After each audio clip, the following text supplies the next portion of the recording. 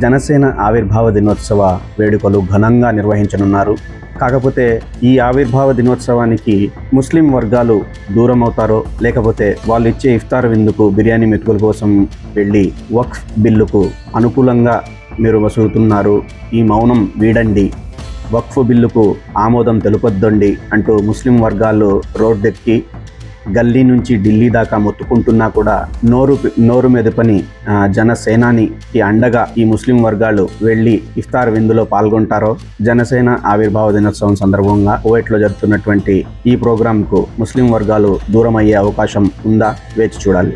ఆంధ్రప్రదేశ్లో అన్నదమ్ముల్లా కలిసినటువంటి వారి మధ్య మత విద్వేషాలను రెచ్చగొట్టి వాళ్ళు కొట్టుకుని చచ్చేలాగా ప్రిపేర్ చేసి విభజించు పాలించు అనే సూత్రాన్ని పాటిస్తున్నటువంటి ఆ పార్టీ నాయకుడి అనుసరించి ముస్లిం వర్గాలు ఇక్కడ కువైట్లో కూడా ఆ యొక్క ఆవిర్భావ దినోత్సవ ఇఫ్తార్ విందులో పాల్గొంటారో, లేక వక్ఫ్ బిల్లు వివరణకై అలాగే ఏదైతే ముస్లింలను అలించివేస్తుందో ఆ అంశం పైన మాట్లాడే సందర్భం దొరికిందని చెప్పేసి వెళ్ళి తమ గళం విప్పుతారో, ఏదేమైనప్పటికీ కాలమే సమాధానం చెప్పాలి.